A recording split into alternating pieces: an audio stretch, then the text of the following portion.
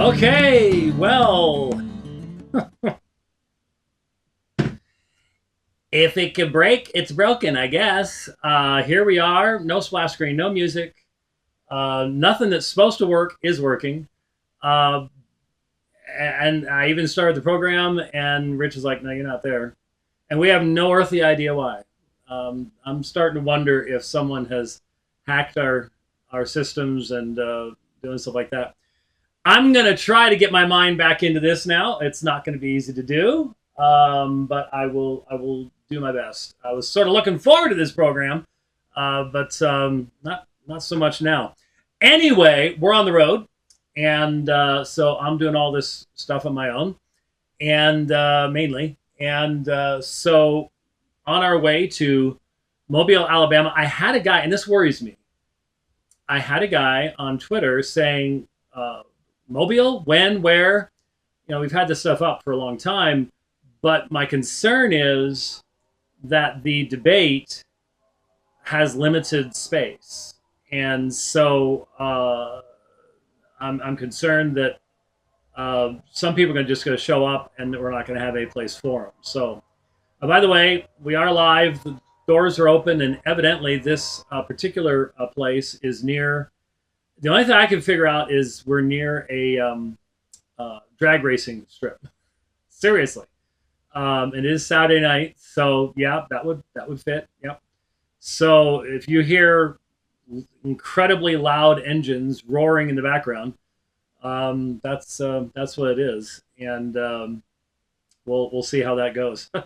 Maybe I can go watch some drag. I've never only watched that via video online, something like that. It sounds like it's probably loud enough to ruin your hearing too. It's just ridiculously loud. But anyway, so next weekend, the inevitable question always is, will it be live streamed? And I don't know. And my experience normally is the people putting it on don't know until shortly beforehand or something like that. And so what we've done, I think what we've done for a couple of years now is we've just put that information out on the app or on the website or something like that and said, yes, no, maybe, here's the link, something along those lines. And obviously it will be recorded. I say obviously. I think back to, and this is, shall we call it Providence? I think the best guy I ever debated, who was an Arminian, he was an attorney. He was good. Most attorneys are not good at debates. This guy was really good, and I can't even remember now where it was. But we get done with the debate, and I go back to the soundboard place and stuff, and the guy sort of looks at me and he says, "Well, that didn't get recorded," and I'm like, why? We didn't record it. It's like, okay. So that's why there are a few less debates available on YouTube and places like that than we actually have on the list, because there have been a few where technical difficulties or just somebody forgot to hit record, and we don't have those. But hopefully that won't be the case here, because the topic is extremely important. And I think I'm seeing so much interaction with people. Can you hear that? So much interaction with people in regards to Mary and things like that. And I'll be honest with you. Yeah, the Marian dogmas, central, vital, idolatrous, the whole nine yards. Best example of how denying sola scriptura leads to just all sorts of terrible, horrible things. But let's be honest. The real central issue with Roman Catholicism, we think of all sorts of things. We think of sola scriptura, we think of the papacy and tradition, we think of purgatory and priests and all the Marian dogmas.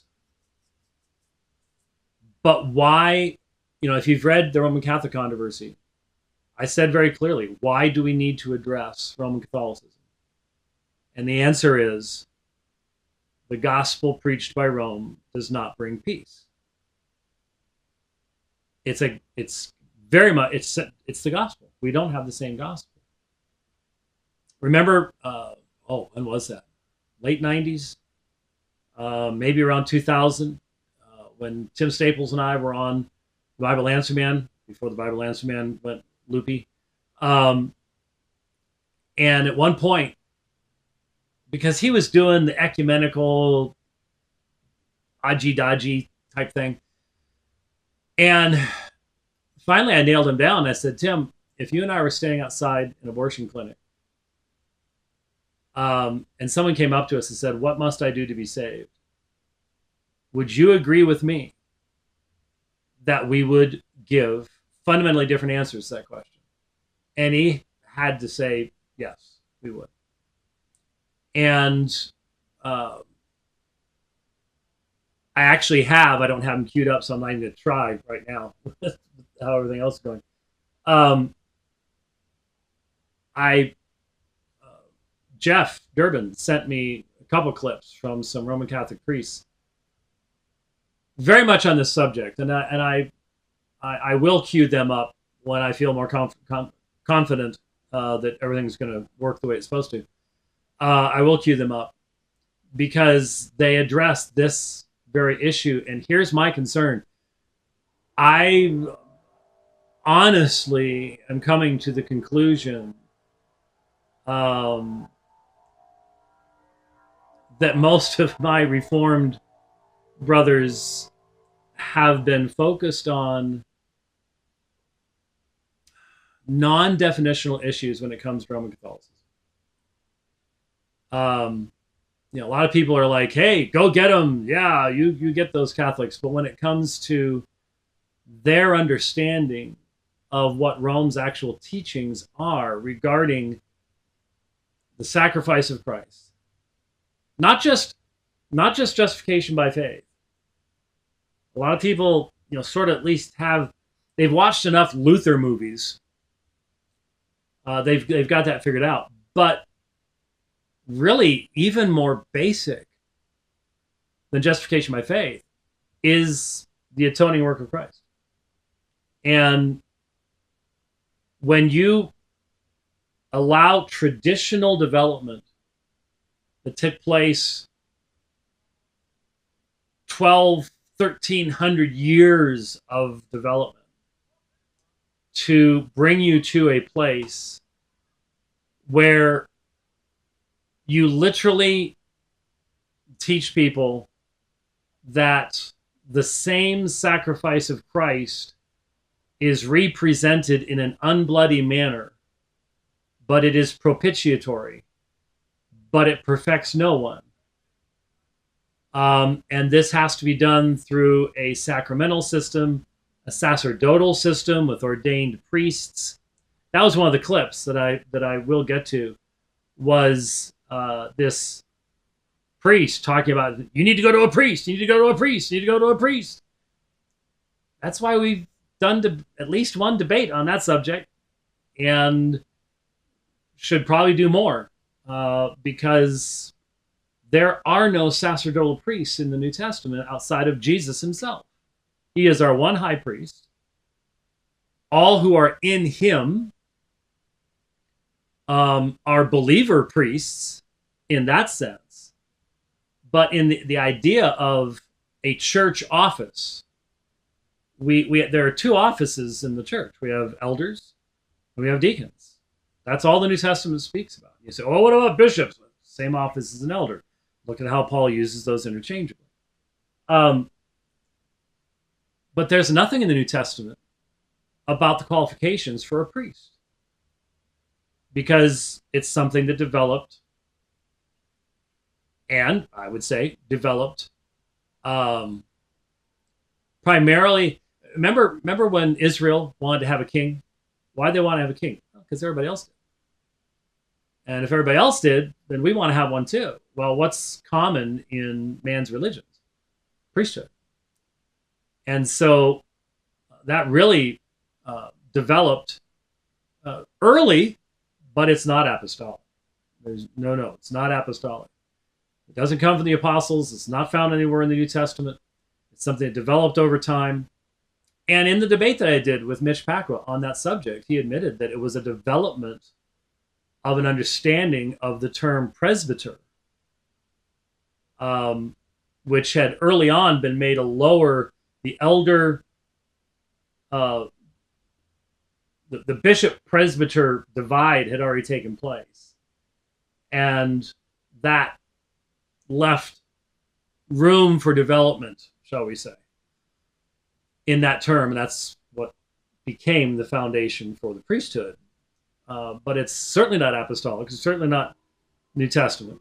And it is, as such, a horrible mechanism whereby people have, in essence, been placed under this authority. You have to go through this to be able to receive God's grace. So anyways, wasn't going to get into all that. But the point is, it just seems to me that most of my Reformed brothers have a very shallow understanding of Roman Catholic theology as a whole. They're not being helped very much by having Francis running around doing the universalist, inclusivist, ecumenical, all religions lead to God type stuff that he's doing. But, if you do your homework, you find out what Rome really teaches about these things. And subject of the Mass, the atonement. Well, look at evangelicals on the atonement. How many times have I said that evangelicals have a primarily emotional doctrine of the cross, not a biblical doctrine of the cross? And so, if that's the case of evangelicals as a whole, I would think Reformed men would be a little bit more focused. It's not been my experience. I don't see a lot of them reaching out to Roman Catholics. Sadly, what we're seeing a lot of is a ecumenical fuzziness that, interestingly enough, the people who engage in that ecumenical fuzziness probably don't know a whole lot about what Rome teaches on the Mass anyways. And that might be what leads them to where they're going. So anyway, vitally important subject. Before we dive into Hebrews, because I promised we would sort of do some work in Hebrews today. That's always a good place to go, assuming my computer doesn't die or something like that. But before we go there, lots of stuff developing, of course, in our society. I have a friend of mine that keeps saying, "Do you believe yet? Do you believe yet?" And I keep going, "Nope, nope." I actually saw a road sign, a bulletin board that said, "If it's not close, they can't cheat." And what's funny is I've seen some of these saying something along the lines of, make sure to, demand paper ballots. Don't let Trump cheat. Well, that's not coming from the Democrats. that's a little reverse psychology going on there, I think. I've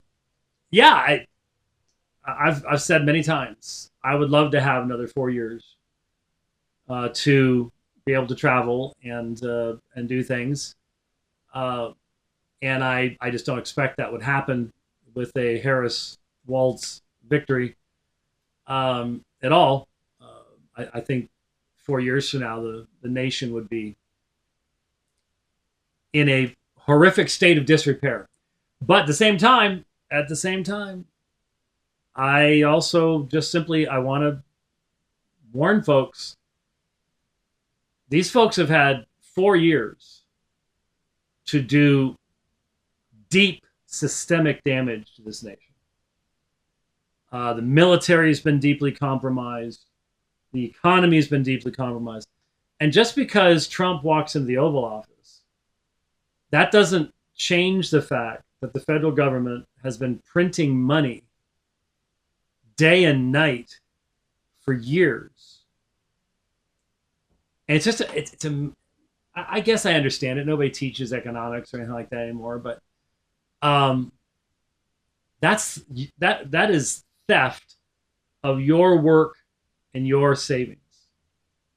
Why bother saving if the government's cranking out money to just give away to people?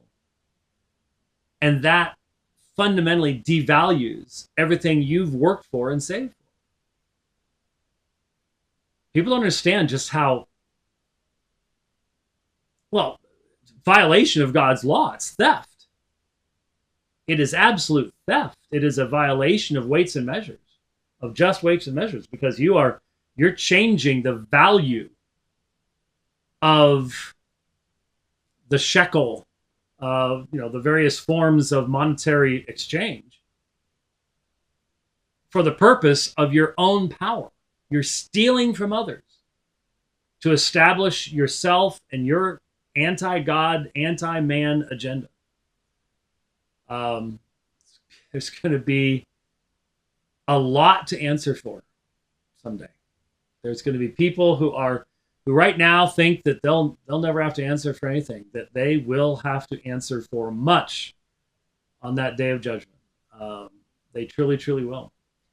And so just because Trump walks into the Oval Office, if that's what happens, if he's allowed to live that long,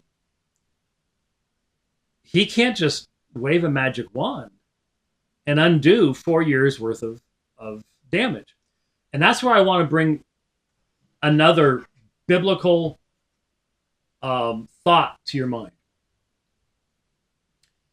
And I've not heard anybody talking about this, so maybe it'll be useful to you. I hope it is.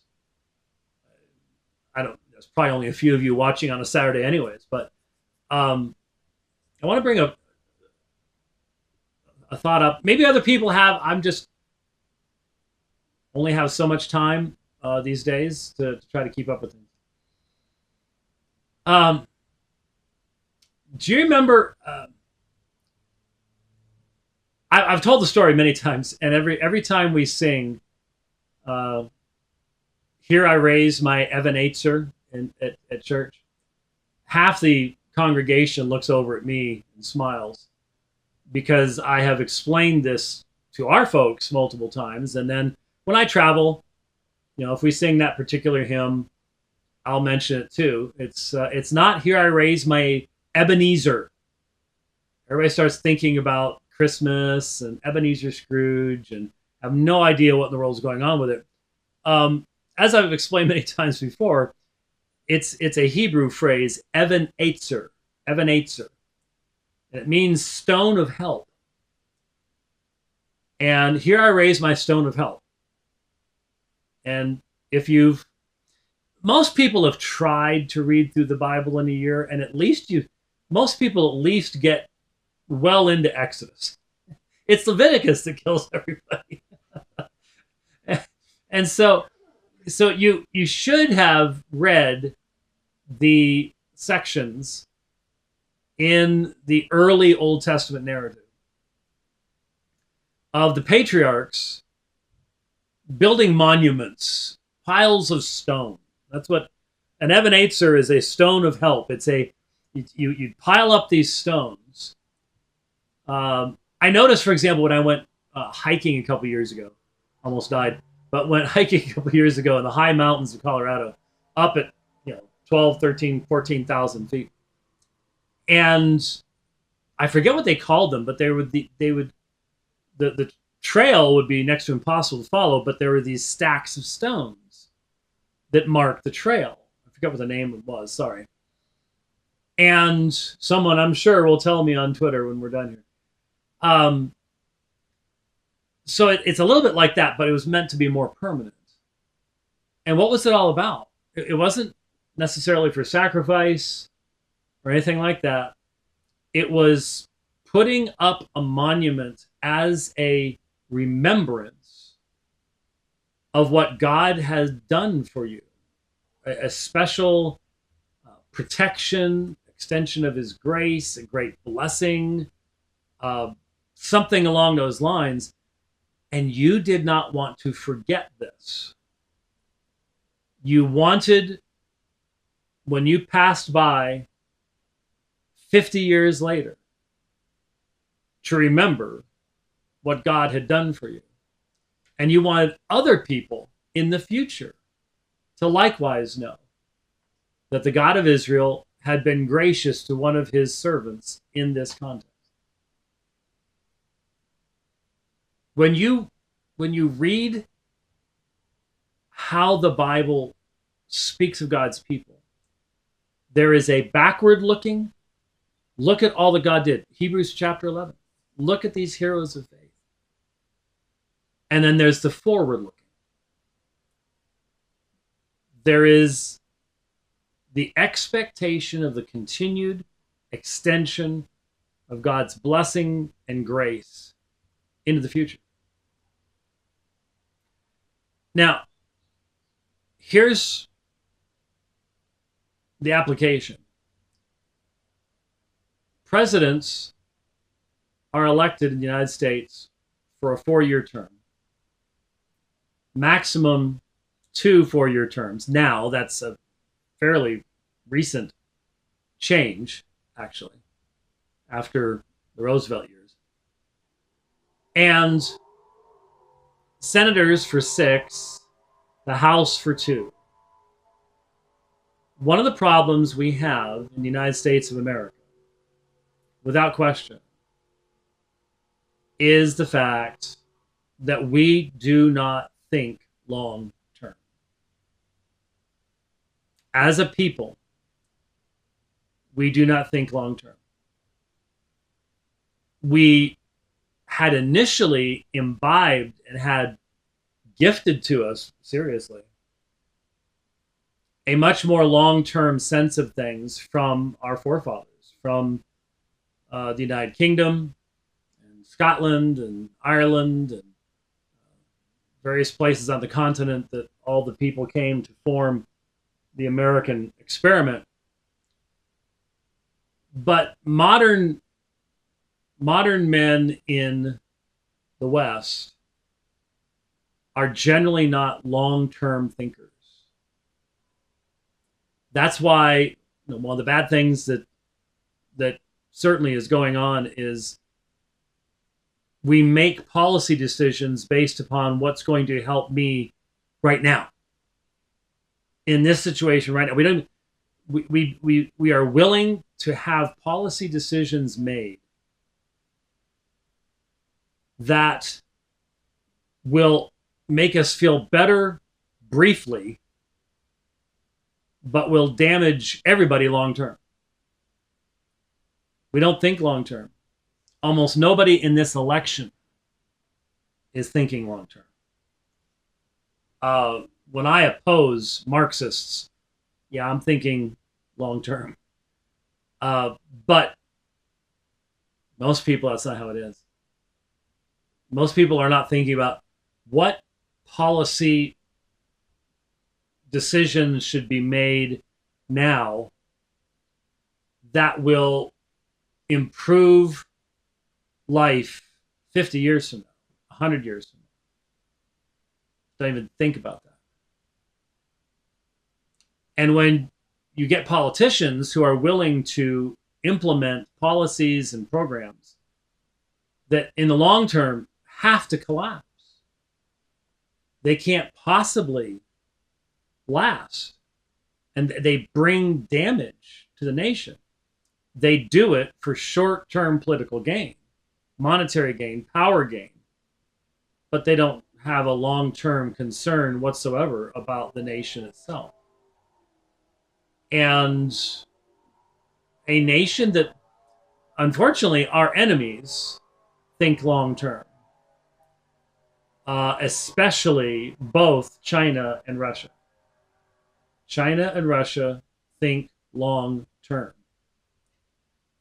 And you might say, well, the way we're set up, 4 years, 8 years at most, That's really not long-term stuff.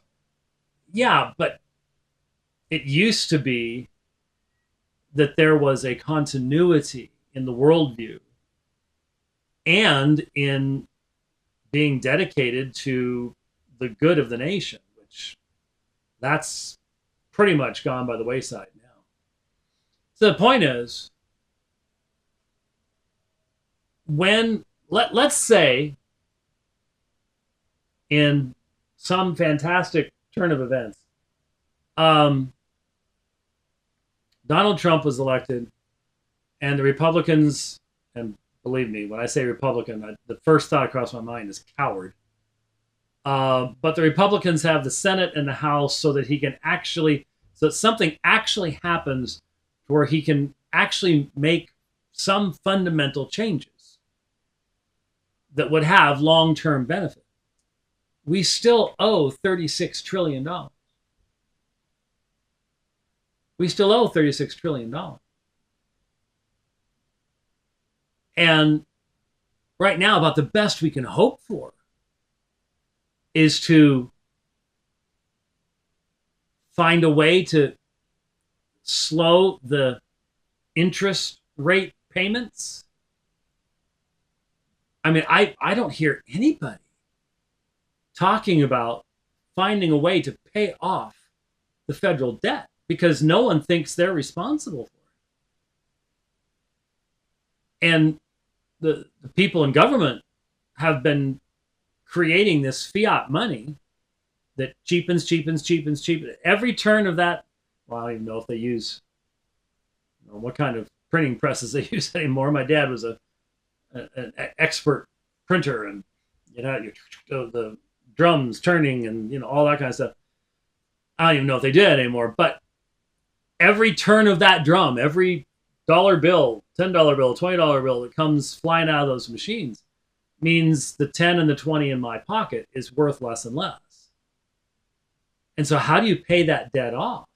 You can't do it by just printing more, there's not enough paper in the world because it just becomes more and more worthless over time. And with BRICS going on and with various nations abandoning the dollar as a standard, we could see, due to external events, the dollar collapse in value. And it wouldn't be because, it wouldn't at that point specifically be because the federal government was still printing all that worthless money. Certainly had a part of it in the long run, of course. So if we had as Christians, we're supposed to have a biblical worldview. We're supposed to see down the road. We're supposed to think past ourselves. There are, I will say it, certain eschatological systems that do not in any way encourage long-term planning and thought. And, that's what I grew up with. But now I'm seriously hoping and praying that I will live long enough to be able to hold great grandchildren in my arms. And so you start thinking long term like that. And we should be all along. We should be teaching our young people to think in that way. Man, talk about taking them out of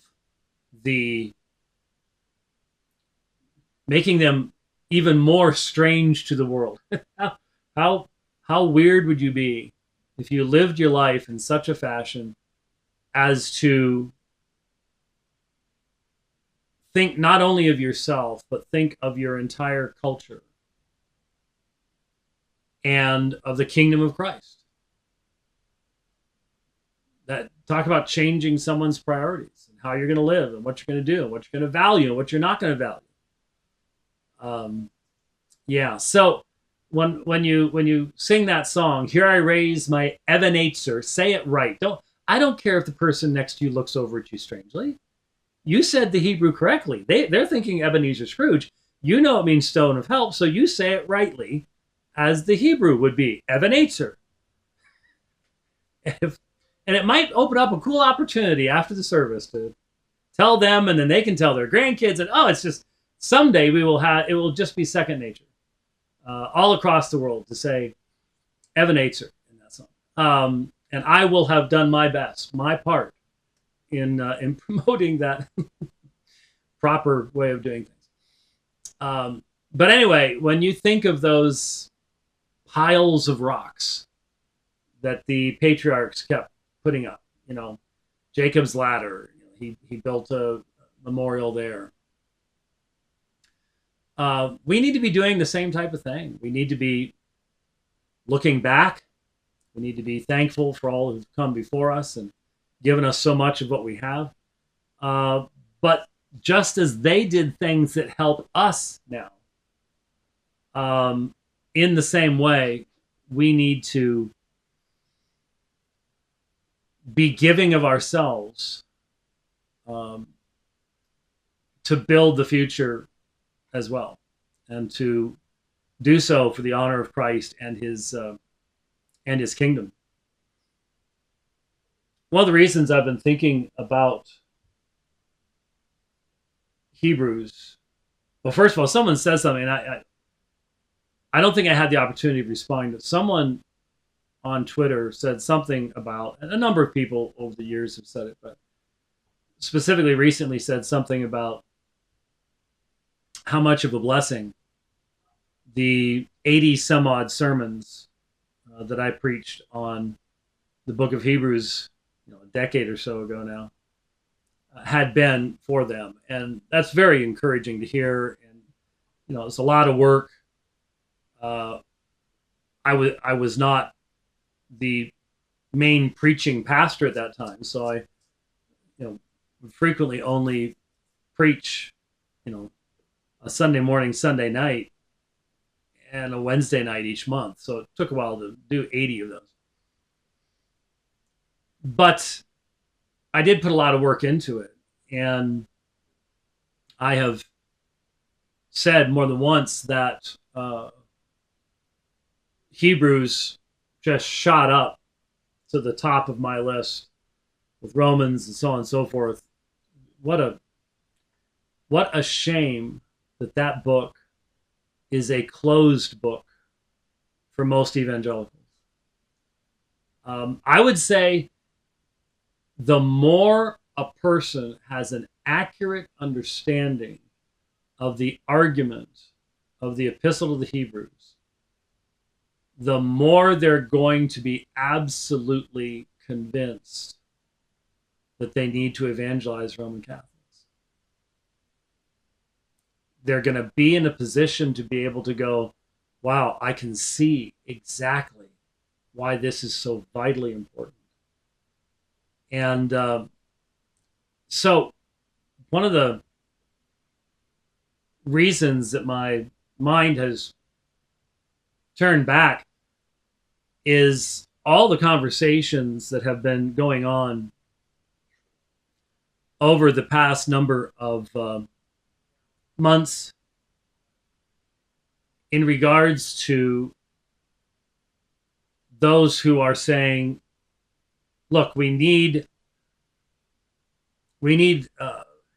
young men need models. They need role models. And so one great source of role models for young men who've been told that they're toxically masculine and all the rest of this kind of stuff is to look to the Crusades, to look to the military engagement that has taken place, well, literally from the beginning of the rise of Islam. When Islamic armies moved out of what we call Saudi Arabia today, moving north and moving west, primarily, at least initially, many of the nations that they literally overran were Christian. And I use the scare quotes advisedly. It they had a lot of Christians in those nations, and some had adopted after Nicaea a form of Christendom. And so the Eastern Christians had been involved in having to either live under Islam or fight Islam for a long period of time. But it wasn't until the Crusades were called in 1195, 1095, sorry, that you had this clear delineation of a militaristic Christendom.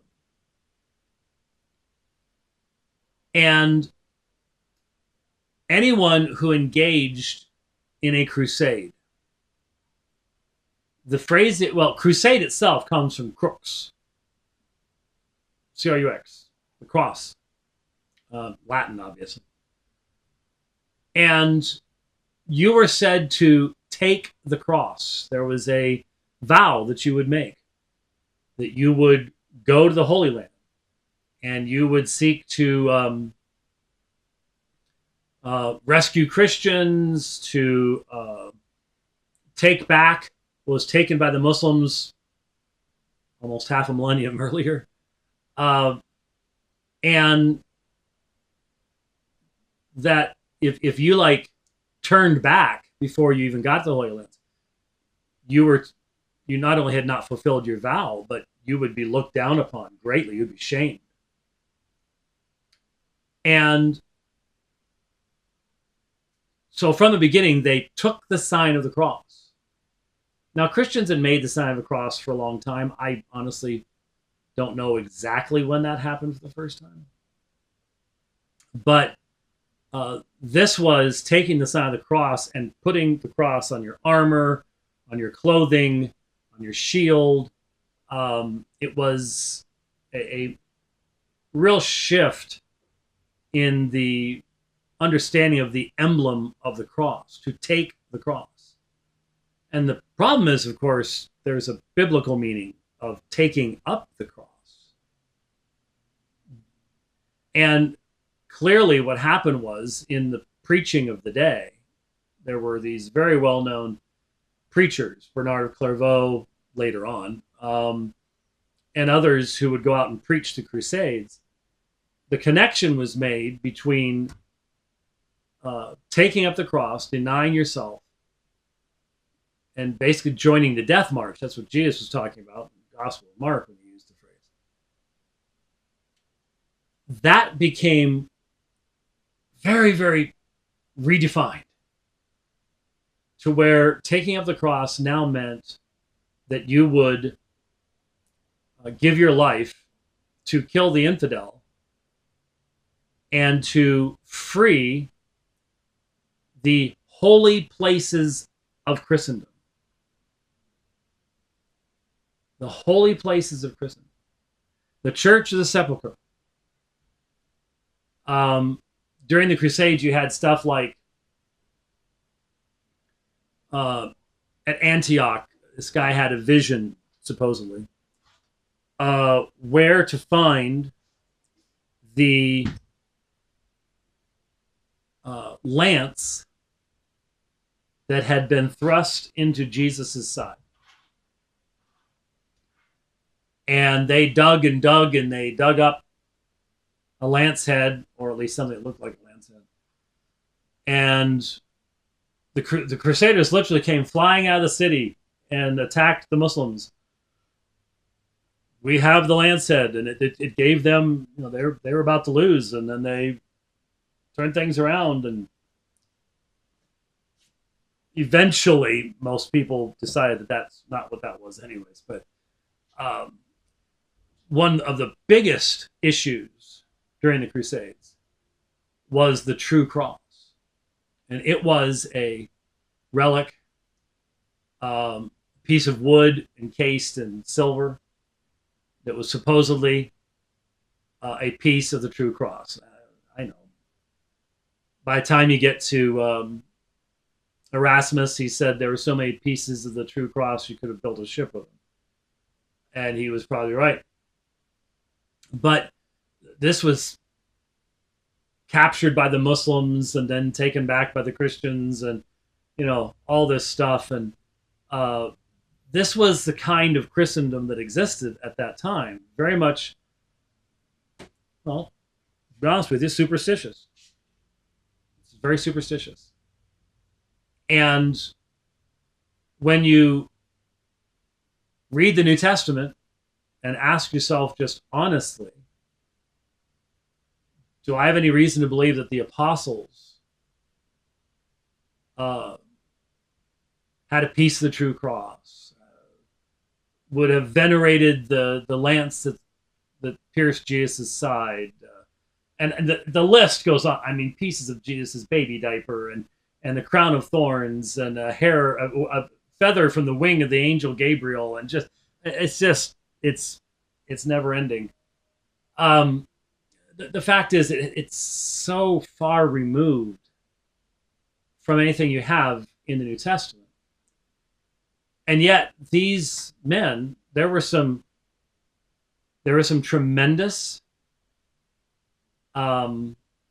tremendously brave soldiers that fought in these wars with a cross on their chest.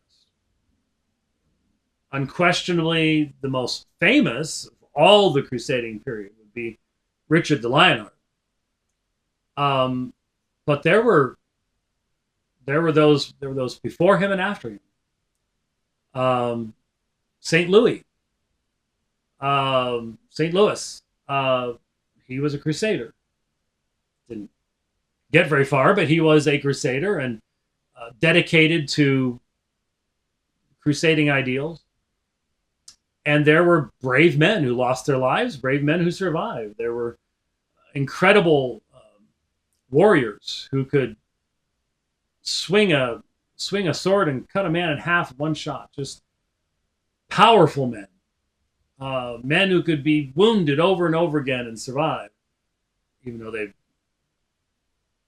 10 years later get wounded and die from gangrene or something. But there were great, valiant men. But they had a cross on their chest.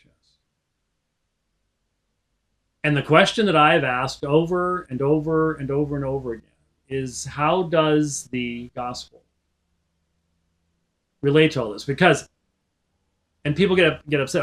Oh, you're starting to sound like John Piper. Well, good. If the gospel is not the defining issue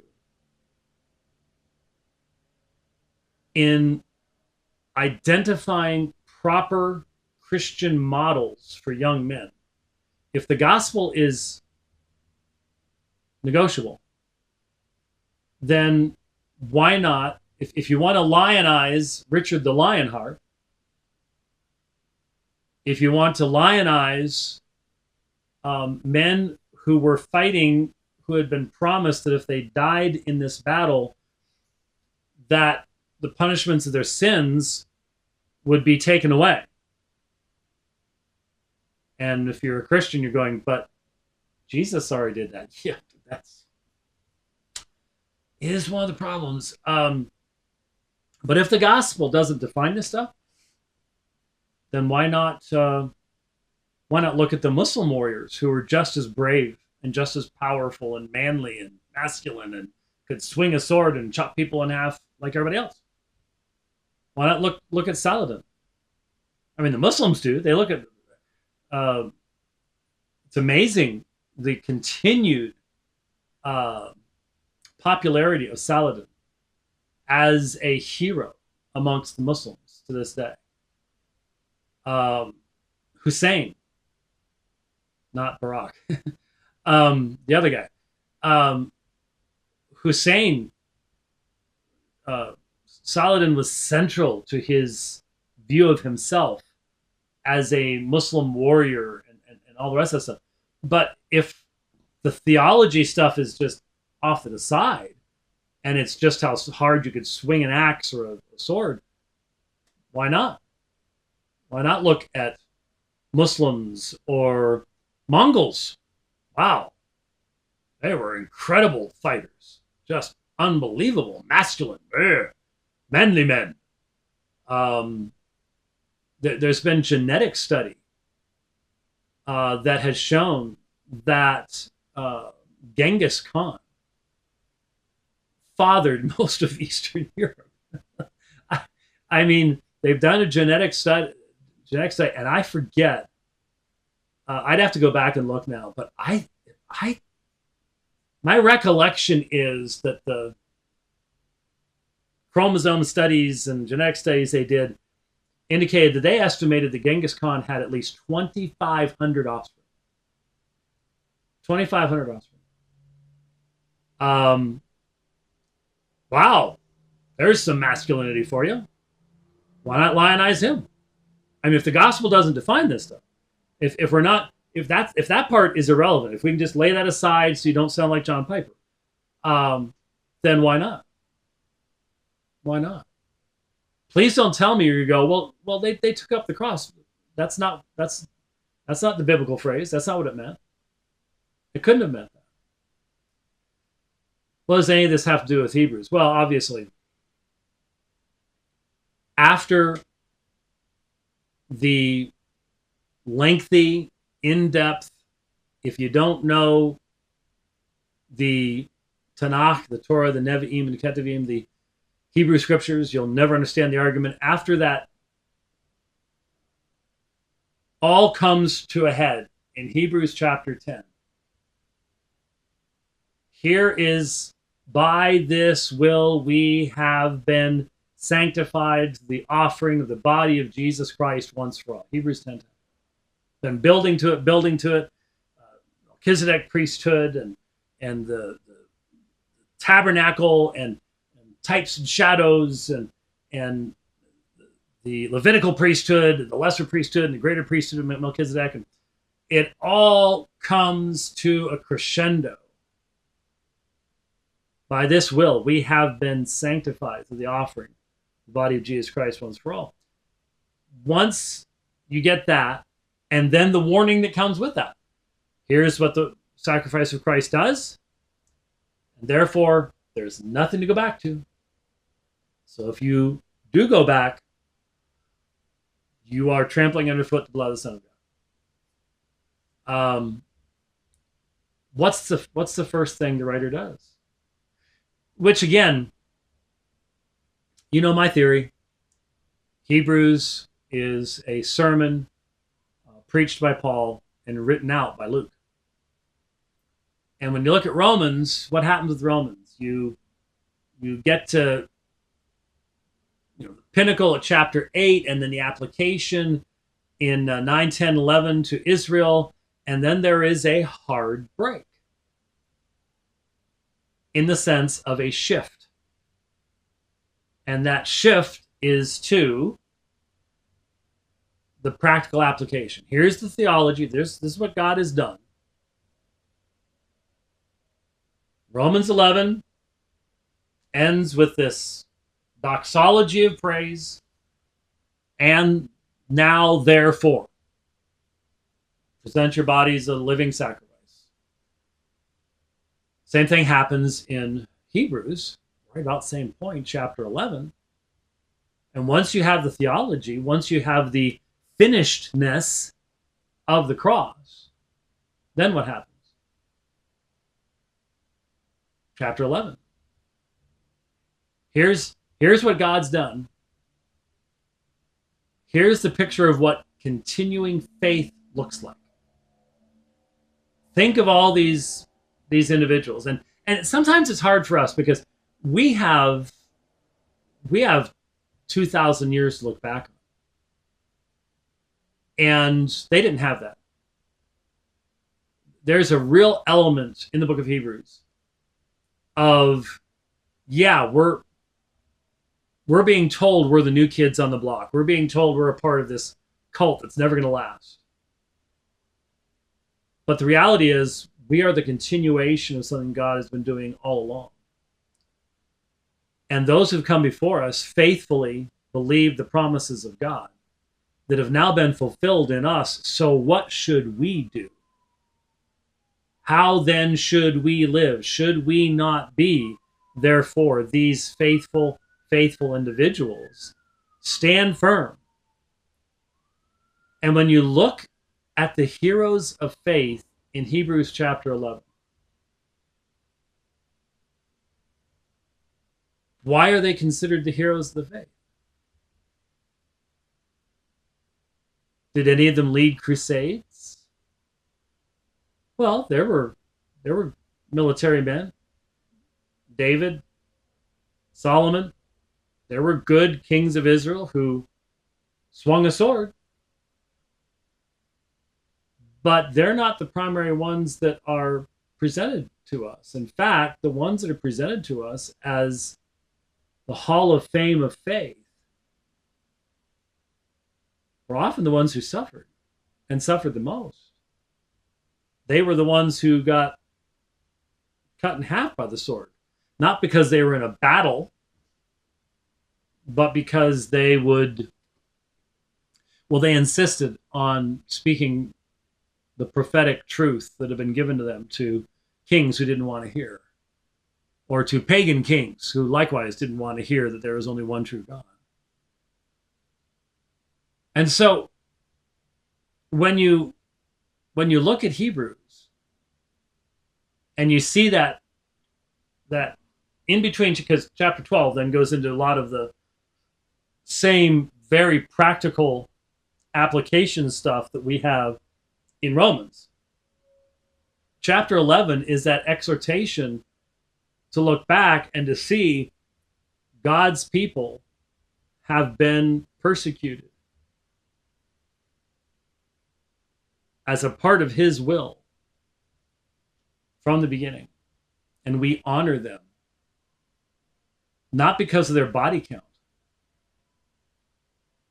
not because of their body count, but because of their steadfastness, their self-discipline, their self-control, their patience. And these are the very things that I think mark a manly man.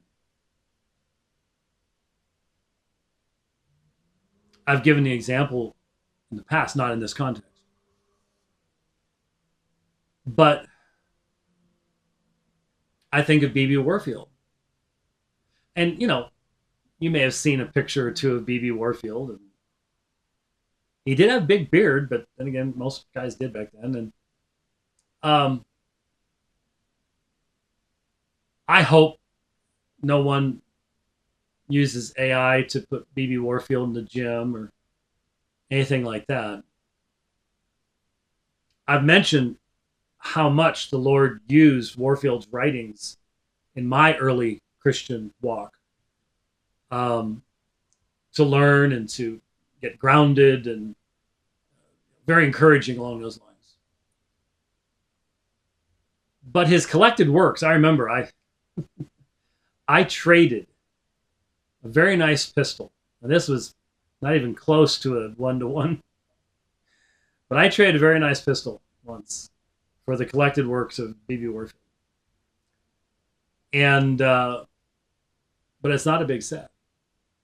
There are many people who've written a whole lot more than Warfield did.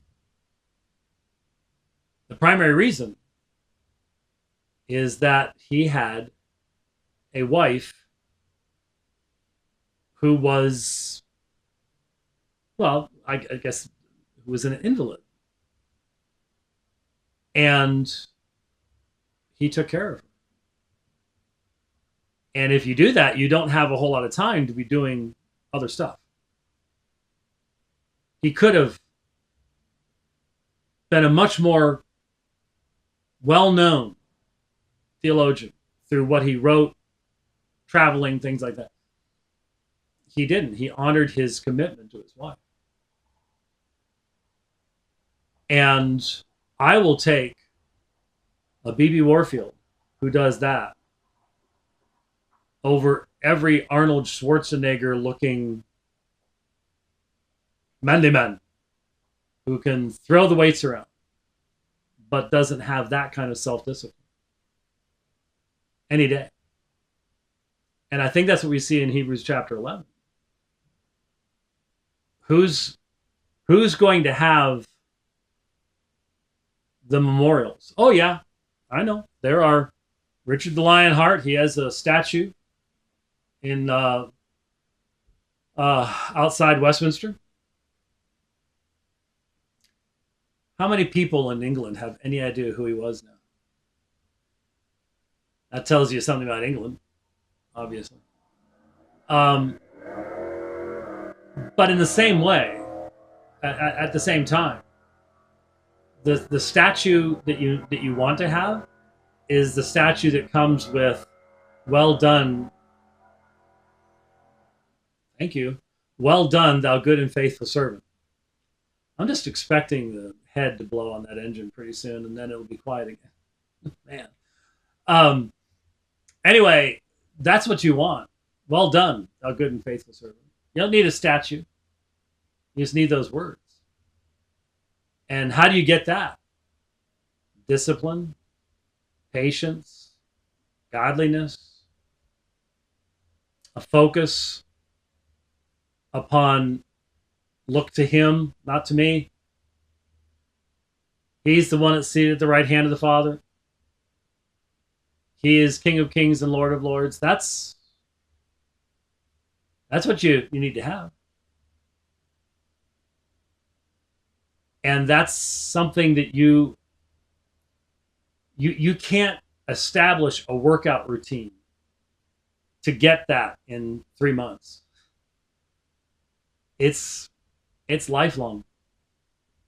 It's lifelong. And that over the years, 41 years of ministry now, I've seen a lot of flash in the pan guys that don't have any idea where they are now. Seen people who looked like, man, they're really going to make an impact and went back to the world. Not necessarily in the sense of a moral collapse, but just burnout. You know, the seeds scattered by the side of the field, in the rocky soil, that type of thing. You see a lot of that. I think if you're a wise Christian young man, the people you want to look to are the ones who finish well. Not the ones with the highest body count, the biggest biceps, or the best bench, but with the longest disciplined service, willingness to be a slave. Look to those who finished well and were proud to be called a slave of Jesus Christ. Though you look to them and you'll have the examples that you need. You'll have the examples that you need. That's why they're given to us in Scripture. Read Hebrews chapter 11 and see for yourself. And hopefully that will be of some level of encouragement to you.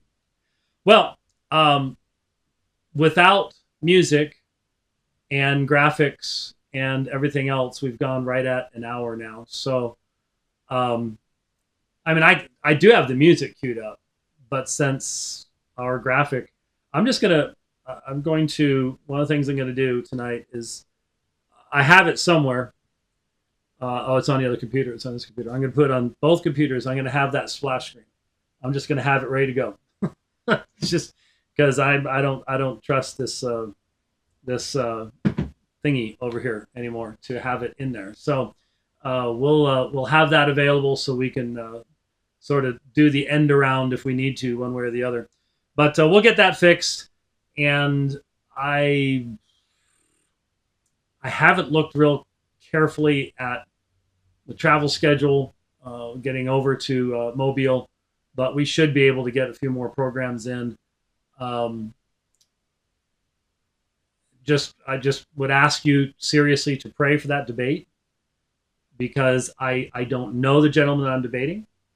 I don't know that I will even meet him before the debate. And I'll be honest with you, that concerns me, because I just don't know fully what to expect. If someone has not spoken on the subject, recorded stuff on the subject, I say, why are you debating him then? Well, he works for, I think, the Archdiocese in Birmingham, I think, maybe. I'm not sure exactly where, but I'm sure he is a seminary graduate, because he was an ordained PCA minister before becoming a Roman Catholic. So that gives me some ideas. He's not going to be the first ordained PCA minister that became a Roman Catholic that I've debated. That was Jerry Mattis. That was the first debate I did. But just pray for clarity, because I really, really honestly do believe that is an absolutely central aspect of what we need to recognize and be dealing with within the church. So thank you for watching the program today. We get the app so we can let you know when the next program is going to be, and about what time and things like that. But again, when we're on the road, and I don't know about you, I like the background. I'm going to have to move the what's on the couch back here. You can only see, right there. That's the Alpha and Omega logo. That's actually the splash screen. I could take this off and hold it in front of the camera. That's the same graphic on the splash screen. But I'm going to have to move it over so you can actually see it. I mean, all you can see is just part of the leg of the Alpha. That doesn't do any good. I need to get it reorganized here so you can see it. But I really like, Rich says he is going to fix the background issues. Well, I know what he's talking about. We want to be able to have a second camera over here, and that shoots way over too far into that corner. And I bet you I know what he's thinking of, to be able to get over there. But anyway, I like this, and we're gonna keep it available, because it's easy to put up, and hopefully what Rich comes up with will be just as easy to handle one way or the other. Yeah, I like the way that's set up, and we're almost there. Just little things. I mean, the problem we had today, didn't even see that one coming. That's left me going, that's never happened before. That's how it happens. Anyways, thanks for watching the program.